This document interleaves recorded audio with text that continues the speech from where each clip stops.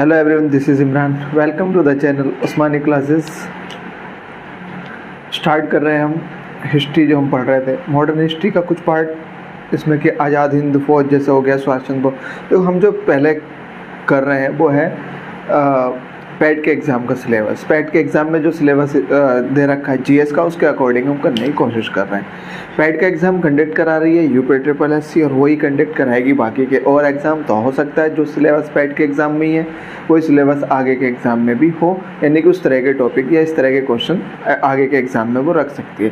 ठीक है, यूपीट्रिपलएससी ने अपना कैलेंडर जारी कर ही दिया है, उसमें वैकेंसी सारी शो करने लगी हैं और एग्ज़ाम डेट भी लगभग पता लगी गई है। महीने तो पता लगी गए हैं कब होंगे, और उसके बाद फिर शुरू हो जाने वाला है यूपी में सिलसिला नौकरियों का। ठीक है, तो पैट पहले क्लियर करोगे, उसके बाद बाकी के एग्ज़ाम क्लियर करोगे। ठीक है, पैट में अगर क्वालिफाई कर पाए तो फिर आगे के एग्ज़ाम दे पाओगे।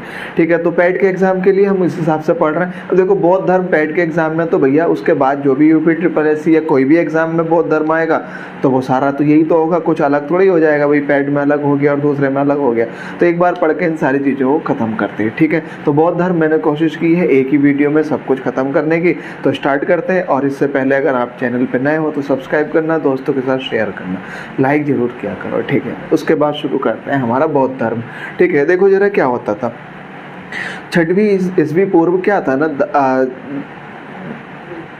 सिंधु घाटी सभ्यता के बाद आर्य और वैदिक काल ये सब शुरू हुए, और उसके बाद ये धर्मों का सिलसिला शुरू हो गया। ठीक है, धार्मिक सुधार होने लगे। धार्मिक सुधार में दो फिर अलग अलग तरह के धर्मों का जन्म हुआ, और उसमें दो इम्पोर्टेंट हुए, एक बौद्ध धर्म और एक जैन धर्म, जो कि नास्तिक थे। नास्तिक का मतलब हो गया कि ये किसी ईश्वर को नहीं मानते थे, ये अपने ही रूल्स अलग बनाने थे, इनको सब कुछ अलग था। बाकी के और आस्तिक धर्म थे, और बाकी दो जो थे, दो इम्पोर्टेंट हुए, ये नास्तिक धर्म थे। ये मतलब किसी भी ईश्वर में विश्वास नहीं रखते थे।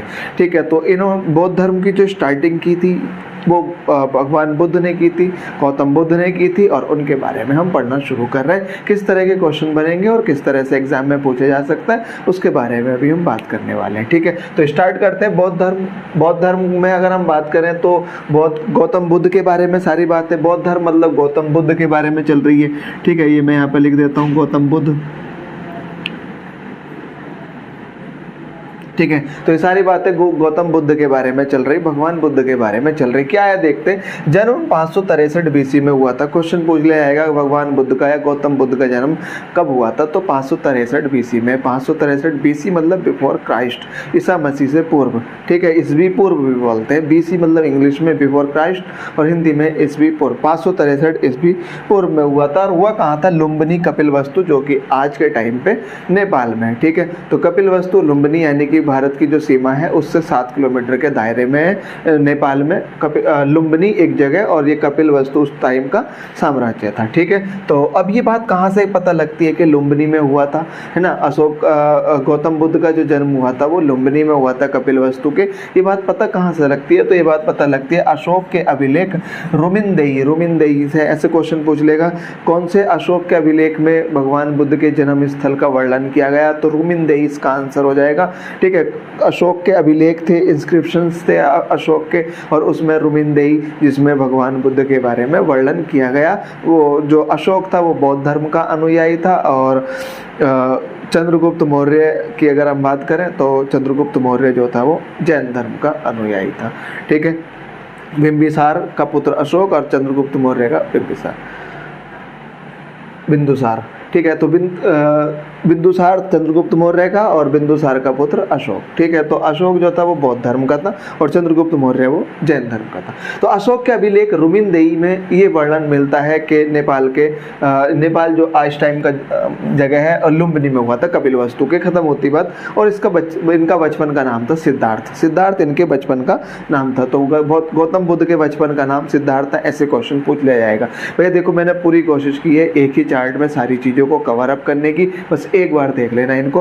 563 बीसी में लुम्बिनी, कपिलवस्तु और अशोक के जो अभिलेख है रुमिनदेई, उसमें वर्णन किया गया है, और उसमें नाम उनका सिद्धार्थ यानी कि बचपन का नाम सिद्धार्थ रखा गया। इतनी बात खत्म हो गई।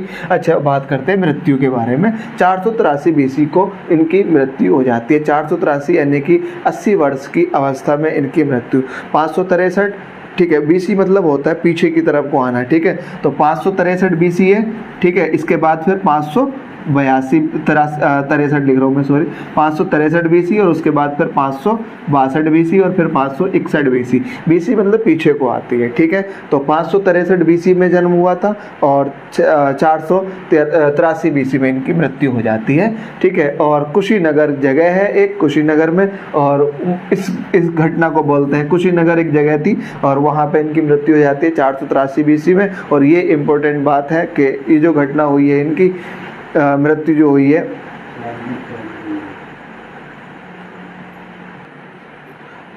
ठीक है। और इस घटना को बोलते हैं महापरिनिर्वाण। देखो, निर्वाण ऐसे याद रख लो, निर्वाण का मतलब होता है मृत्यु हो जाना, ठीक है। निर्वाण प्राप्त हो गया यानी कि मोक्ष प्राप्त हो गया, खत्म हो गया यानी कि बात। तो निर्वाण का मतलब हो गया मृत्यु, तो इसी घटना को बोलते, देखो निर्वाण का मतलब हो गया निर्वाण प्राप्त करना, मतलब मोक्ष प्राप्त करना, मृत्यु। तो और मृत्यु हुई है तो महापरिनिर्वाण, ठीक है। महा इसलिए बोल दिया क्योंकि गौतम बुद्ध की मृत्यु हुई थी, तो इसलिए इसको महा बोल दिया। निर्वाण का मतलब हो गया मृत्यु, ठीक है, अंत हो जाना। तो 483 BC में मृत्यु हुई थी, कुशीनगर जगह थी वो, जहाँ पे उनकी मृत्यु हो जाती है डायरिया होने से, अतिसार होने से, रक्त अतिसार होने से, ठीक है। अगर चाहो तो इस बात को लिख सकते हो,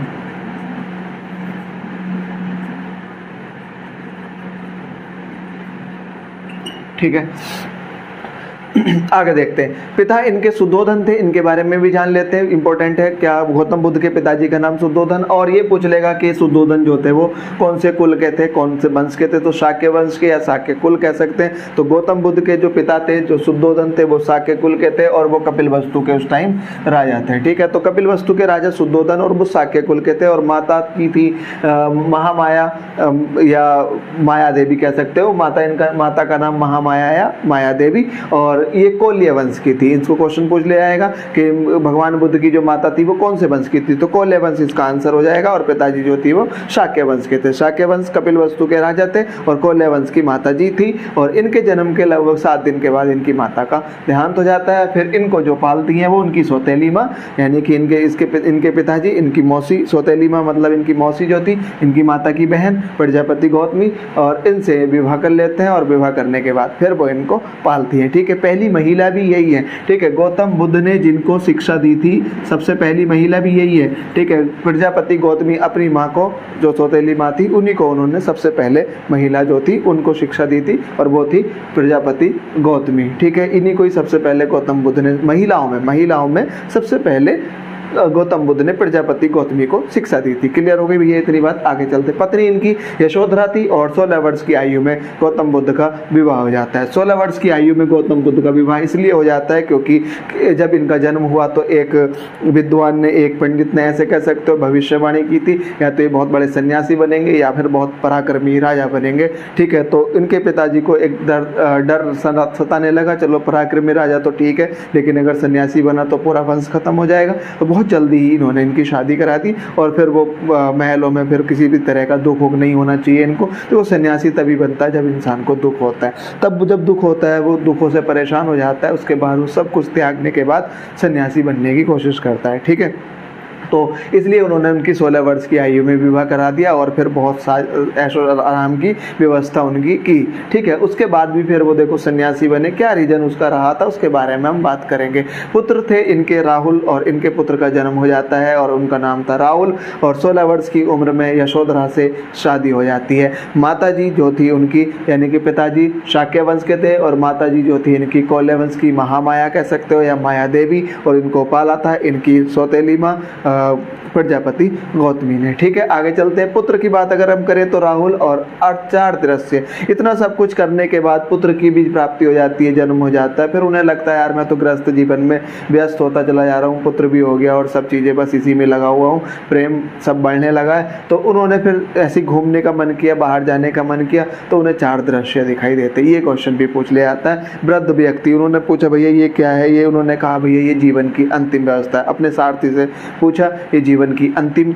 अवस्था है, आदमी को वृद्ध होना है एक समय। तो उन्हें लगा कि मैं भी वृद्ध होऊंगा और फिर वो दुखी हो गए। आगे मिला उनको एक बीमार व्यक्ति, उन्होंने कहा पूछा फिर तो उन्होंने बताया ये बीमार व्यक्ति है, यानी कि वृद्ध होने के बाद वो बीमार हो जाता है। और फिर उसके बाद मृत व्यक्ति देखा तो उसने कहा बीमारी होने के बाद फिर वो मृत्यु कर लेता, मतलब मृत्यु हो जाती है। और फिर उसके बाद एक और व्यक्ति उसको मिलता है और उनको मिलता है और वो है सन्यासी, और वो बहुत ही प्रसन्न मुद्रा में। तो उन्हें लगता है यार ये तो बड़ी प्रसन्न मुद्रा में, और ये कौन है, उनसे पूछा तो ये उन्होंने कहा सन्यासी। फिर उनके मन में आया यार प्रसन्नता तो यही है, सन्यासी बनने में ही प्रसन्नता है। तो उन्होंने के मन में विचार आया कि अब मुझे सन्यासी बनना है। ठीक है, तो पहला व्यक्ति वृद्ध, और वृद्ध के बाद बीमार व्यक्ति, और तो तीसरा देखा उन्होंने मृत व्यक्ति, और फिर लास्ट बन सन्यासी, जिनको देख के उनके मन में विचार आया कि अब मुझे सन्यासी बनना है, मुझे सब कुछ गृह त्याग कर देना है। ठीक है, तो रात को 12 बजे उठ के अपनी पत्नी और बच्चे को राहुल को और अपनी पत्नी यशोधरा को छोड़कर 12 बजे वो निकल जाते हैं बिल्कुल बिना कुछ बताए, और जाते हैं फिर वो घोड़े से। देखो जरा ये वाली बात, किस चीज़ से जाते हैं, घोड़े से। तो गृह त्याग जब किया था उन्होंने तो उस प्रतीक को क्या बोलते हैं, गृह त्यागने की प्रतीक को क्या बोलते हैं, घोड़ा। अभी हम बात करेंगे इसके बारे में आगे चल के, एक एक क्वेश्चन रिलेट करके चलेगा और बड़े आसानी तरीके से हम इन सारी चीज़ों को सीख रहे हैं, बिल्कुल भी रट्टा मारने की जरूरत नहीं पड़ेगी भैया। ठीक है, तो ये हो गया। आगे चलते बाद गृह त्याग कर दिया, फिर जब वो सारे दृश्य देखे, 4 दृश्य, गृह त्याग कर दिया। और ये है इंपॉर्टेंट बात, एक तो ये वाली थी महापरिनिर्वाण, मृत्यु निर्माण से रिलेटेड, ऐसे याद रहेगा। निर्वाण मतलब मृत्यु, बस ऐसा समझ लो। ठीक है, तो मृत्यु की घटना को बोलते हैं महापरिनिर्वाण। और घर छोड़ने की जब गृह त्याग किया था 29 वर्ष की अवस्था थी, ये भी क्वेश्चन पूछ लिया जाता है। शादी हुई थी 16 वर्ष की अवस्था में और 29 वर्ष की अवस्था में वो क्या कर देते हैं, गृह त्याग, और इसको बोलते हैं महाअभिनिष्क्रमण। निष्क्रमण का मतलब हो गया चले जाना, छोड़कर, त्याग कर देना, ये बोलते हैं। तो गृह त्याग किया जब उन्होंने, छोड़ दिया, तो महाअभिनिष्क्रमण बोलते हैं इसको। महापरिनिर्वाण, निर्माण मतलब मृत्यु, और महाअभिनिष्क्रमण मतलब गृह त्याग दिया उन्होंने। गृह त्यागने के बाद फिर वो क्या ही करेंगे भैया, तो घूमते फिरेंगे, इधर उधर देखेंगे, है ना। तो फिर जब घूमेंगे तो सन्यासी लोग तो पहले से ही, जैसे वो एक सन्यासी मिला था ऐसे ही और सन्यासी लोग भी मिले, उनके साथ रहने की कोशिश की। फिर उसके बाद बात करते हैं, वैशाली में वो पहुंचे गृह त्यागने के बाद। ठीक है, अपने घोड़ा और सारा सामान उमान सब अपने सारथी को देने के बाद फिर वो वापस एक साधारण वेश में, साधु वेश में आगे की ओर चल पड़ते हैं। वैशाली पहुंचते हैं। वैशाली में उनके प्रथम गुरु मिलते हैं अलार कलाम। ये क्वेश्चन पूछ लिया जाएगा, गौतम बुद्ध के प्रथम गुरु कौन थे, अलार कलाम। ठीक है, हालांकि यहाँ से इन्हें पूर्ण ज्ञान नहीं मिला, है ना, ज्ञान नहीं की प्राप्ति नहीं हुई, तो फिर वो दूसरे गुरु इनके मिल जाते हैं। क्वेश्चन यही बस पूछा जाएगा कि अलार कलाम गौतम बुद्ध के जो प्रथम वैशाली में मिले थे, वैशाली यहाँ लिखा हुआ है, और गौतम बुद्ध के प्रथम गुरु अलार कलाम थे।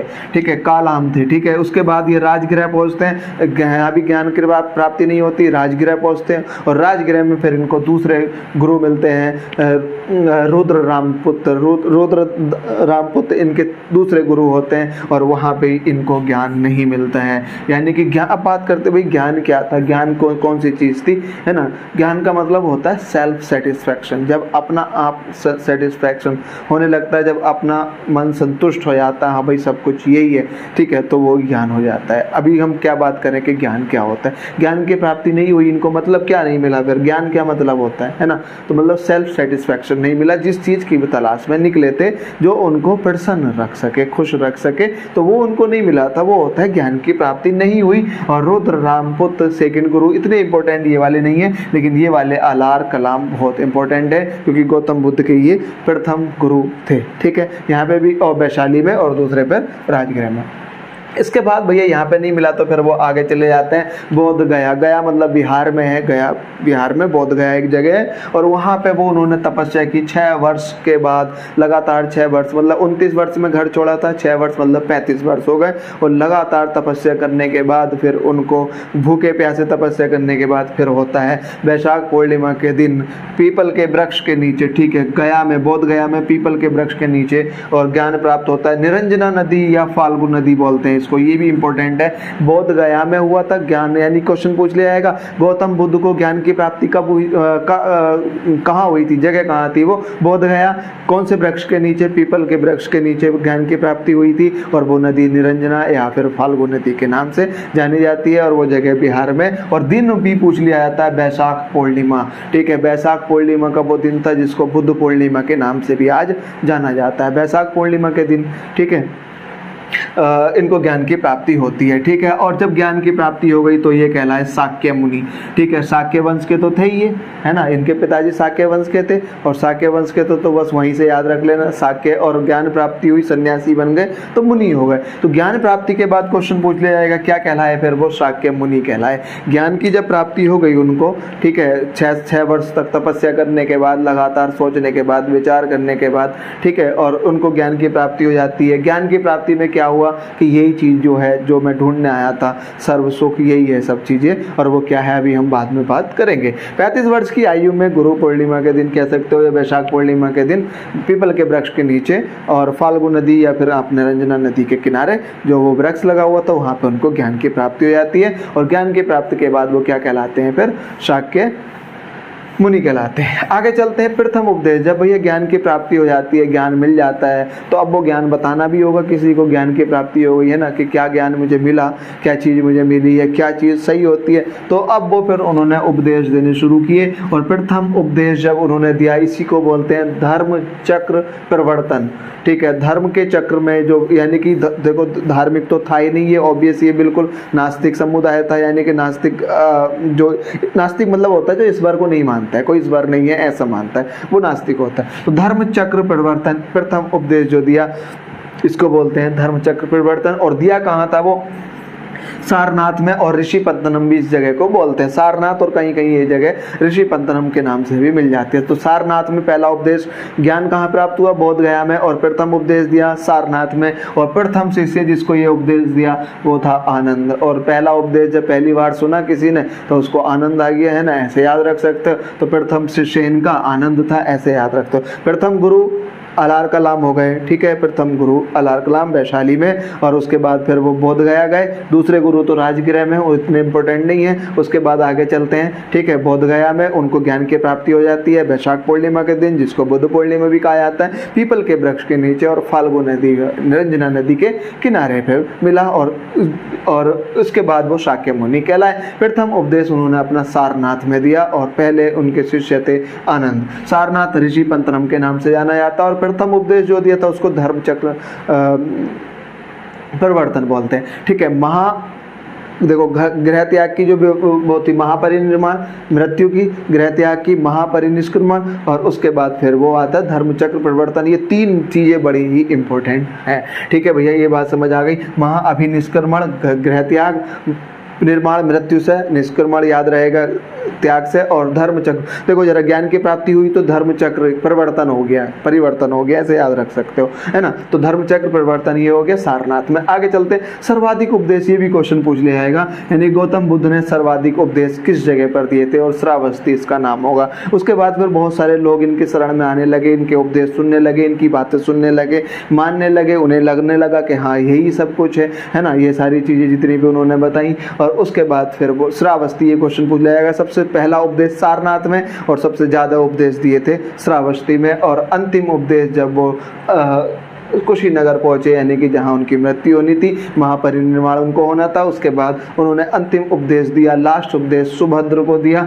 जो उनका शिष्य हुआ करता था उस टाइम का। तो ये क्वेश्चन भी पूछ लिया जाएगा, अंतिम उपदेश मृत्यु से पहले किसको दिया था, कौन सा शिष्य था, सुभद्र, इसका आंसर आ जाएगा भैया। ये बड़ी इंपॉर्टेंट बातें थी सारी की सारी जो हमने बात की थी। अच्छा, एक बात और यहाँ पे मैंने रही, लाइट ऑफ एशिया के नाम से भी जाना जाता है। क्वेश्चन पूछ लिया जाएगा, लाइट ऑफ एशिया के नाम से किसको, एशिया का प्रकाश, लाइट ऑफ एशिया। आर्नोल्ड ने ये किताब अपनी लिखी थी, और किताब में गौतम बुद्ध को लाइट ऑफ एशिया के नाम से पुकारा यानी कि बुलाया गया था, संबोधित किया गया था। तो लाइट ऑफ एशिया के शाक्य मुनि कहलाए और उसके बाद फिर लाइट ऑफ एशिया आर्नोल्ड ने इनको एडविन आर्नोल्ड ने इनको अपनी किताब में लाइट ऑफ एशिया का नाम दिया या खिताब दिया। उसके बाद आगे हम बात करते हैं फिर और इम्पोर्टेंट बातें जो ये हैं, तो वो ये है कि घटना मैं इधर लिख रहा हूँ और ये प्रतीक। एक क्वेश्चन भी पूछ लिया जाता है कौन सी घटना को, जैसे कि अगर हम बात करें जन्म के समय की जो घटना है उसको किस प्रतीक से, किस उससे डिनोट किया जाता है, प्रतीक क्या है, तो वो कमल था। यानी कि ऐसा माना जाता है कि जब गौतम बुद्ध का जन्म हुआ था तो उस टाइम कमल पे पैर उन्होंने ऐसा कुछ रखा था, है ना। तो ऐसे याद रख सकते हो, या ऐसा रख सकते हो जब बच्चे का जन्म होता है तो बहुत ही कोमल से हाथ पैर होते हैं, ऐसे याद रख सकते हो, तो कमल से, ठीक है। उसके बाद यौवन की बात आती है, तो यौवन जब यानी कि जवानी में आता है, यंग हो जाता है, तो यूथ हो जाता है, तो उसके अंदर ताकत आ जाती है, तो सांड जैसी ऐसे कह सकते हो।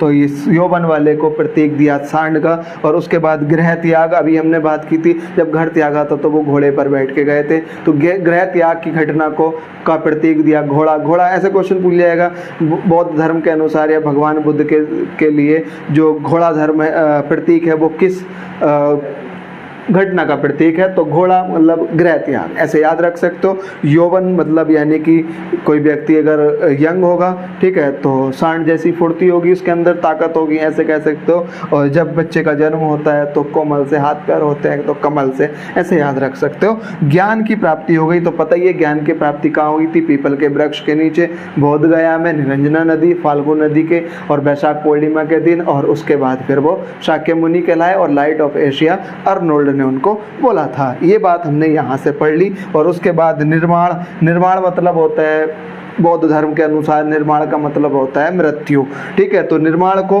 पद चिन्ह या स्तूप, देखो अभी हम बात करेंगे यहाँ पे स्तूप क्या होते हैं, तो पद चिन्ह या स्तूप से डिनोट करते हैं। देखो कुछ और इम्पोर्टेंट 3 वर्ड होते हैं बौद्ध धर्म के अनुसार, चैत्य, स्तूप और बिहार। देखो बिहार को ऐसे याद रख लो, अगर दिल्ली उल्ली के तुमने अगर कभी गए होगे तो, ठीक है, तो आनंद विहार, गांधी विहार, इंदिरा विहार, वो जगह है रहने की, तो ऐसे याद रख सकते हो। तो बिहार जो था वो रहने का स्थान था, जितने भी बौद्ध धर्म के अनुयायी थे, जो मानने वाले थे, नन थे उस टाइम के, वो रहने वाली जगह को उनको बिहार बोला जाता था। क्वेश्चन क्या पूछा जाएगा, बौद्ध धर्म के अनुसार रहने वाली जगह को किस नाम से बुलाया जाता है, बिहार नाम से। और चैत्य की अगर हम बात करें तो चैत्य था उनका पूजा स्थल, जहाँ पे वो अपना पूजा वूजा किया करते थे या अपना धर्म के अनुसार रीति रिवाज क्या करते थे। स्तूप, ठीक है, सांची का स्तूप हो गया, भरहूत का स्तूप हो गया, तो स्तूप बने हुए होते हैं। स्तूप में क्या होता है, जो गौतम बुद्ध हुए या उनके इम्पोर्टेंट शिष्य हुए, उनके जो अस्थियां थी, हड्डियां थी,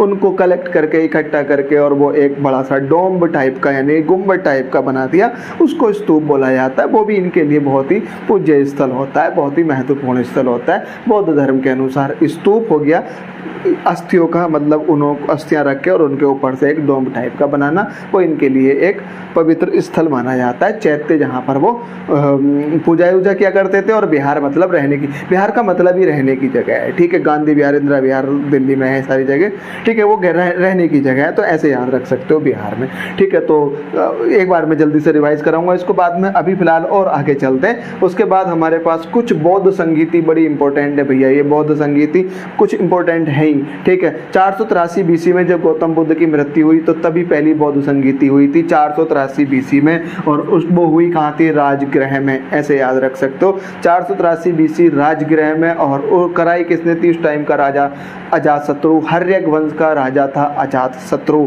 ठीक है, अजातशत्रु। और उसके बाद फिर आता है काला अशोक 383 बीसी में, दूसरी बौद्ध संगीति होती है, और वैशाली में, और राजा उस टाइम का था काला अशोक, ठीक है। और वो उसकी अध्यक्षता किसने की थी, अच्छा ये बात भी जान लेते हैं, महाकश्यप ने अध्यक्षता की थी। एक बार देख लेना बस इनको, महाकश्यप ने अध्यक्षता की थी। और 383 बीसी में वैशाली काला अशोक जो था सवाकामी ने अध्यक्षता की थी, ठीक है। बस इतना इंपॉर्टेंट है। अजातशत्रु, काला अशोक, देखो अजातशत्रु पहले वाला, ठीक है, और दूसरा वाला काला अशोक, और तीसरा वाला जो वो अशोक था, और चौथा जो था वो कनिष्क था। ठीक है, कुषाण वंश का राजा कनिष्क था। और इनके टाइम पे ये 4 बौद्ध संगीति हुई थी। 483, 100 साल बाद 383, फिर 250 250 BC, 250 BC लगभग, और फिर प्रथम शताब्दी में कनिष्क ने, अशोक ने 250 BC में, और काला अशोक की अगर हम बात करें तो 383 BC में, और 483 BC जब गौतम बुद्ध की मृत्यु हुई थी अजातशत्रु ने राजगृह में। ठीक है, ये वैशाली, पाटलिपुत्र, और ये था कश्मीर का कुंडलवन। ठीक है, ये तीनों जगह हैं बिहार की, और ये एकमात्र जगह जो बिहार से अलग हट के कश्मीर में पहुंच गई, कुंडलवन। तो इसलिए इंपॉर्टेंट हो जाती है। कश्मीर के कुंडलवन में जो हुई थी प्रथम शताब्दी में बौद्ध संगीति चौथी, और कनिष्क के टाइम पे हुई थी, और इसकी जो अध्यक्षता की थी बसोमित्र और अश्वघोष ने की थी। क्या इंपॉर्टेंट बातें हुई थी? तीसरी बौद्ध संगीति में अभिधम्म का संकलन हुआ था। अभिधम्म क्या है, जरा यहाँ पे बात कर लेते हैं। अभिधम्म, ये देखो मैंने तुम्हें बताया था, अभिधम्म क्या होता है ना, बुद्ध के दार्शनिक विचार। त्रिपिटक थे। त्रिपिटक क्या थे? ठीक है, देखते, सुत्त पिटक, विनय और अभिधम्म। सुत्त पिटक में क्या था? बुद्ध के उपदेश, यानी कि गौतम बुद्ध ने जो अपने उपदेश दिए थे वो सुत्त पिटक में। और विनय पिटक में क्या था? संघ के नियम, जो संघ उन्होंने बनाया था, जो अपने नियम कानून बनाए थे, सबको ये बात माननी है, तो ये हमारा विनय पिटक में। ठीक है, तो विनय में कानून, नियम कानून संघ के जितने भी हैं, सुत्त पिटक में गौतम बुद्ध के जितने भी उपदेश थे, और दार्शनिक विचार जो थे वो अभिधम्म पिटक में। गौतम बुद्ध के जो दार्शनिक विचार थे वो अभिधम्म पिटक में, और उनको संकलन किया था तीसरी बौद्ध संगीति में। ठीक है, और उस टाइम तीसरी बौद्ध संगीति की अध्यक्षता कर रहा था अशोक, गोरा अशोक भी बोल सकते हैं, जो कि बिंदुसार का पुत्र, चंद्रगुप्त मौर्य का पुत्र था। ठीक है, और ये थी 250 BC में, और ये हुई कहाँ थी? पाटलिपुत्र में। ठीक है, तो पहली हुई थी राजगृह, दूसरी वैशाली, पाटलिपुत्र और कश्मीर के कुंडलवन में चौथी बौद्ध संगीति हुई थी। और पहले वाले का राजा था, इसकी अगर हम बात करें तो अजातशत्रु, दूसरे वाले का राजा था उस टाइम काला अशोक, तीसरे में अशोक था, और चौथे वाले में कनिष्क, जो कि कुषाण वंश का था। ठीक है, कनिष्क के टाइम पे गांधार शैली और मथुरा शैली बड़ी इंपॉर्टेंट है, यहाँ से क्वेश्चन पूछ लिया जाता है। और महाकश्यप पहले वाले में अध्यक्षता की थी, और दूसरे में सवाकामी, और तीसरे में मोगलीपुत्र तिस, मोगलीपुत्र तिस है नाम पूरा। ठीक है, मोगलीपुत्र तिस। ठीक है, ये बात अगर समझ में नहीं आ रही तो मोगलीपुत्र तिस ये अध्यक्षता की थी। और इसमें एक इंपॉर्टेंट बात हुई थी, अभिधम्म पिटक का संकलन हुआ था। ठीक है, क्लियर हो गया भैया इतना? आगे बात करते हैं। चौथी बौद्ध संगीति बसोमित्र और अश्वघोष ने अध्यक्षता की थी, और यहाँ पे बड़ी इंपॉर्टेंट बात हुई थी, बड़ी इंपॉर्टेंट घटना घटी थी। हीन यान और महायान 2 पार्ट में बौद्ध धर्म बढ़ जाता है। ठीक है, बौद्ध धर्म 3 पार्ट में बढ़ जाता है, हीन यान और महायान में। हीन यान वही व्यक्ति थे जो गौतम बुद्ध की उपदेशों को एज इट इज मानते हुए आ रहे थे, और महायान उनमें कुछ चेंजेस चाह रहे थे, कुछ परिवर्तन चाह रहे थे कि कुछ अपने हिसाब से हम परिवर्तन इसमें करेंगे। तो हीनयान रूढ़िवादी थे। रूढ़िवादी वही होते जो पुरानी परंपरा को मानते हुए चले आते हैं, और रूढ़िवादी के हिसाब से मूर्ति पूजा उसमें विरोध थी, यानी कि मूर्ति पूजा की वो विरोध करते थे किसी भी तरह की। देखो, जब कोई भगवान नहीं है तो किसी तरह की कोई पूजा नहीं है। और गौतम बुद्ध ने भी अपने आप को वहाँ पे महापुरुष बोला था, किसी भी तरह का भगवान नहीं बोला था। और रूढ़िवादी यानी कि हीनयान जो है वो इसी बात को मानते थे। तो गौतम बुद्ध की उन्होंने कोई मूर्ति नहीं बनाई, तो मूर्ति नहीं बनाई तो कोई पूजा उन्होंने नहीं की। तो मूर्ति पूजा के उपासक नहीं थे, यानी कि मूर्ति पूजा के विरोधी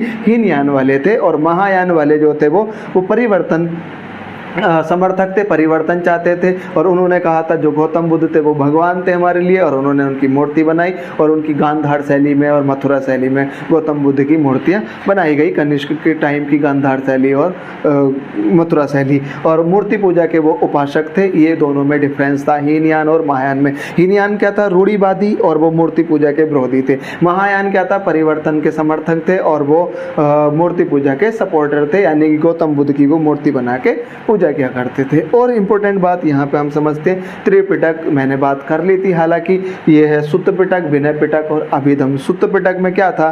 सुत्त पिटक में था गौतम बुद्ध की जो उपदेश थे, जो उन्होंने सबसे पहले उपदेश दिए थे। और विनय पिटक में जो संघ थे, जो उन्होंने संघ बनाया था, उसके नियम कानूनों का संकलन था। और अभिधम्म पिटक में दार्शनिक विचारों का गौतम बुद्ध के संकलन किया था। ठीक है, तो भैया एक बार जल्दी से देख लेते हैं इन सारी चीज़ों को, पूरी चीज़ें देखना भी। क्वेश्चन कैसे कैसे बनेगा मैंने सारी चीज़ें देखो, कोशिश मैंने एक ही वीडियो में सारी चीज़ों को समझाने की। हाँ, एक बात और मैं बता देता हूँ, जब ज्ञान प्राप्त हुई, गौतम बुद्ध को ज्ञान प्राप्त हुआ, तो फिर उनका जब ज्ञान प्राप्त हुआ तो क्या चीज़ें उन्होंने बोलनी शुरू की लोगों के लिए। तो उन्होंने बताया दुख है, एक इम्पोर्टेंट बात बताई कि भैया दुख है। 4 इम्पोर्टेंट बात बताई थी। दूसरी बात, केवल दुख ही नहीं है, दुख का पूरा समुदाय है भैया, बहुत बड़ा दुख है, ठीक है। तीसरी बात बताई थी उन्होंने कि दुख का निवारण है, दुख का निवारण है। और चौथी बात बताई थी, यानी कि दुख का निवारण हो सकता है। और चौथी बात बताई थी दुख के निवारण के क्या मार्ग है, क्या रास्ते हैं जिससे दुख का निवारण किया जा सकता है। सबसे बड़ी बात देखो, वो उन्होंने अपना घर तभी छोड़ा था जब उनको दुख हुआ था। 4 व्यक्ति उन्होंने देखे थे, वृद्ध व्यक्ति, बीमार व्यक्ति, मृत व्यक्ति और चौथा व्यक्ति था सन्यासी। और उन्होंने कहा फिर जब उनको ज्ञान प्राप्त हुआ तो उन्होंने बोला कि भैया ज्ञान प्राप्ति ये है कि दुख है इस संसार में, और दुख ही नहीं है, दुख का पूरा समुदाय है। तो दुख समुदाय, दुख का निवारण और दुख निवारण के मार्ग चौथा, ठीक है। और ये दुख का निवारण किस तरह से होगा? सम्यक दर्शन, यानी कि सम्यक भाषा, यानी कि सम्यक मतलब सही भाषा बोलनी चाहिए, सही विचार रखने चाहिए, सही दर्शन होने चाहिए, सारी चीज़ें। तो ये उन्होंने अपने उपदेशों में ये बातें बोली थी। सब कुछ सही होना चाहिए, अच्छे से किसी दूसरे को दुख नहीं पहुंचाना चाहिए। ये उनके विचार हुए थे उस टाइम के, जो लोगों को उन्होंने उपदेश दिए थे। पहला उपदेश दिया था सारनाथ में, और सबसे ज़्यादा उपदेश दिए थे उन्होंने श्रावस्ती में। और सारनाथ में सबसे पहला उपदेश जो दिया था, तो उपदेश सुन के वो आनंद हो गया था, ऐसे मैंने तुम्हें बताई थी, है ना। और ऋषिपत्तनम वो जगह थी, और सारनाथ प्रथम। और उस प्रथम उपदेश को जब दिया था तो धर्म चक्र परिवर्तन, महापरिनिर्वाण, मृत्यु को महाअभिनिष्क्रमण जब घर छोड़ा था, धर्म चक्र परिवर्तन जब उन्होंने पहला उपदेश दिया था। और उनको ज्ञान की प्राप्ति हुई थी बोध गया में, पीपल के वृक्ष के नीचे, वैशाख पूर्णिमा के दिन, और फाल्गु नदी या फिर आप कह सकते हो निरंजना नदी के किनारे पर, ठीक है। और ज्ञान की प्राप्ति हुई, और ज्ञान की प्राप्ति के बाद वो क्या कहलाए? साक्य मुनि। और लाइट ऑफ एशिया अर्नोल्ड ने उनको अपनी किताब में बोला था। लाइट ऑफ एशिया के नाम से गौतम बुद्ध जाने जाते हैं, और उनके पिताजी साक्य वंश के थे, और उनकी माता जी की अगर हम बात करें तो वो कोल्य वंश की, ठीक है। तो इतनी बात समझ आ गई। महामाया, माया देवी के नाम से, और 7 दिन के अंदर में उनकी मृत्यु हो जाती है, और उनको पालती हैं उनकी सौतेली माँ प्रजापति गौतमी के नाम से जो जानी जाती है। और ये पहली महिला थी जिनको गौतम बुद्ध ने अपनी शिक्षाएं दी थी या अपने उपदेश दिए थे, ठीक है भैया। इतनी बात समझ में आ गई। 563 BC यहाँ ये लिखा हुआ है, 563 BC लुम्बिनी कपिलवस्तु में इनका जन्म होता है। जन्म के समय के प्रतीक को कमल से, और जब वो यौवन में थे सांड से, और उसके बाद गृह त्याग तो वो घोड़ा, और उसके बाद जब उनकी मृत्यु हुई तो वो निर्माण वाली बात हो गई, स्तूप निर्माण। और ज्ञान की जब प्राप्ति हुई तो वो पीपल के वृक्ष के नीचे। ऐसे इन बातों को याद रख सकते हो भैया, और कुछ इसमें इतनी बड़ी बात थी नहीं। ये 3 चीज़ें बड़ी इंपॉर्टेंट है, एक तो धर्म चक्र परिवर्तन, महापरिनिर्वाण, और एक बात थी यहाँ पे महाअभिनिष्क्रमण, और फिर ये बात थी हमारे पास बौद्ध संगीति, ठीक है। 4 बौद्ध संगीति 483 BC में सबसे पहली, उसके 100 साल बाद 383 में, फिर 250 BC में, और फिर प्रथम शताब्दी में कनिष्क के टाइम पे। और पहला वाला था अजातशत्रु, काला अशोक, फिर अशोक, और फिर लास्ट वाला था कनिष्क। और सबसे इम्पोर्टेंट बात ये थी इस वाले में, हीनयान और महायान 2 पार्ट में बटा था चौथी बौद्ध संगीति में। उसकी अध्यक्षता कर रहे थे वसुदेव और वसुमित्र और अश्वघोष, इसकी अध्यक्षता कर रहे थे। मोगली पुत्र तीसरे वाले के थे, और दूसरे वाले के सवाकामी, और पहले वाले की अगर हम बात करें महाकश्यप, इनकी अध्यक्षता कर रहे थे जो भी बौद्ध संगीति हुई थी। संगीति का मतलब ये होता है मीटिंग होना, धर्म के बारे में बातचीत करना, क्या करना है करके। तीसरी बौद्ध संगीति में अभिधम्म पिटक जो था उसका संकलन किया गया था। भैया ये मैंने सारी चीज़ें रिवाइज करा दी, एक बार तुम खुद अपने आप से देख लेना, स्क्रीनशॉट दे के एग्जाम जाने से पहले। देखो 4 ऑप्शन जब दिखाई देंगे ना, बिल्कुल 4 ऑप्शन तो बिल्कुल आंसर टिक कर दोगे, इतनी भी बात है, कोई दिक्कत वाली बात नहीं है, ठीक है। तो कोशिश करना एक बारी जल्दी से सारी चीज़ों को देखने की, और पूरी वीडियो को जरूर देखना, लाइक करना, शेयर करना अपने दोस्तों के साथ, और चैनल को सब्सक्राइब करना। आज के लिए इतना ही, मिलते हैं अगली वीडियो में। Thanks for watching and keep learning.